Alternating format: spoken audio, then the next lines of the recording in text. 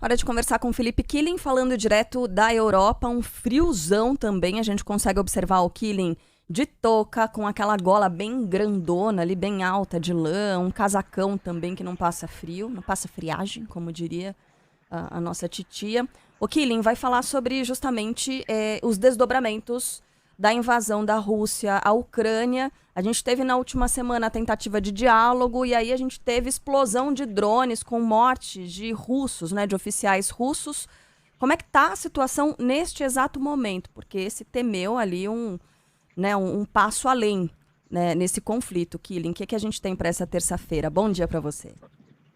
Bom dia, Carla, Sheila e a todos que nos acompanham. Muito frio aqui na Europa e cerca de 9 milhões de ucranianos estão sem energia elétrica em meio a esse inverno bastante rigoroso. Aconteceu esse ataque a uma base aérea russa que fica a cerca de 800 quilômetros da fronteira com a Ucrânia, por parte de drones ucranianos. 3 pilotos russos morreram e há informações não confirmadas de que aeronaves foram também destruídas. E é claro que existe agora o temor de uma retaliação por parte do governo de Moscou, e essa retaliação vai vir atacando a rede de distribuição de energia elétrica, e isso coloca mais pressão no governo de Kiev e numa população que tem sofrido bastante, principalmente em meio a essas temperaturas bem baixas.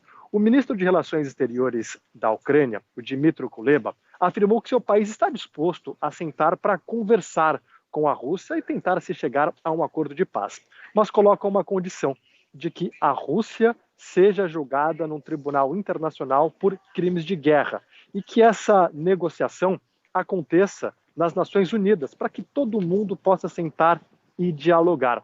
Uma outra condição do governo de Kiev é que a Rússia saia de territórios que foram anexados recentemente por meio de referendos bastante contestados pela comunidade internacional. Já a Rússia também afirma que está disposta a negociar, mas para isso a Ucrânia deve aceitar esses territórios perdidos, algo que a Ucrânia nega. E esses territórios representam cerca de 20% do território ucraniano.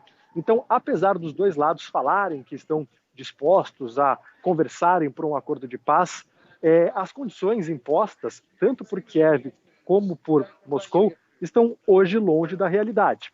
Vale destacar que, recentemente, o Volodymyr Zelensky, presidente ucraniano, foi aos Estados Unidos. Os americanos prometeram um pacote de quase 2 bilhões de dólares em mais ajuda militar, além de um poderoso sistema de defesa antiaérea chamado Patriot. Os Estados Unidos também já sinalizaram que gostariam de um acordo de paz, porque os efeitos colaterais dessa guerra são enormes, com inflação. A Europa também tem demonstrado que seria interessante um acordo de paz, só que as condições hoje estão fora da realidade. Em fevereiro vai marcar um ano desde o início dessa invasão, e é justamente fevereiro o mês que o ministro de Relações Exteriores da Ucrânia afirmou que seria interessante ter esse acordo de paz. Bom, tem uma notícia que foi divulgada ontem que gera também, mais uma vez, muitas dúvidas e especulações. Um político russo que chegou a ser criticado, que chegou a criticar, na verdade, essa guerra na Ucrânia, acabou morrendo na Índia. Caiu da janela de um hotel, do 3º andar. Estava lá passando férias e aí, pumba, acabou caindo dessa janela. E 2 dias antes dessa morte, um amigo dele que também estava nessa viagem, eles foram num grupo para a China celebrar o aniversário de 66 anos desse russo, acabou tendo um ataque cardíaco e também morreu. A imprensa da Rússia afirma que, na verdade, esse político que chegou a criticar a guerra por parte do Putin estava depressivo, porque o amigo dele morreu. Então é mais uma série aí de mortes misteriosas, de pessoas críticas ao governo de Vladimir Putin e a essa guerra. Então, a gente vê aí vários elementos desse conflito e, infelizmente, sem ainda um sinal claro de que haverá um acordo de paz. A gente nunca sabe o que é, o que não é, né? E esse ataque, Killing, você está dizendo, da base aérea, 800 quilômetros da fronteira, né? Rússia, Ucrânia. 800 quilômetros em que drones conseguiram se deslocar ali pelo espaço aéreo russo sem serem abatidos nem nada, e de repente eles conseguem um ataque desse, né, com com essa efetividade toda, sei lá, a gente nunca... Né, Killing?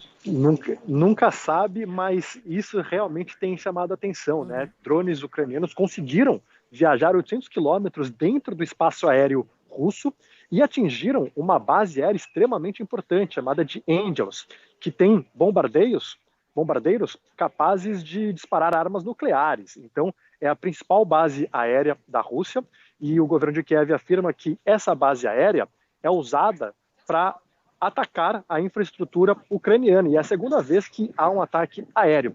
Então, a Rússia afirma que foram sabotadores ucranianos dentro do próprio território russo que fizeram esse ataque, mas existe a especulação de que, de fato, esses drones viajaram 800 quilômetros dentro do espaço aéreo russo e a Força Aérea Russa não conseguiu localizar, o que mostra aí, se isso de fato for a versão verdadeira, uma falha no sistema de defesa antiaérea da Rússia.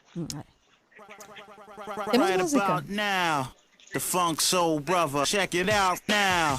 The Funk Soul Brother, right about now. Chemical Brothers. Novinha, né? Lançamento, Essa é nova. né? Lançamento. Sucesso. Funk Soul Brother. É boa. Muito. Killing, um beijo pra você. Até amanhã.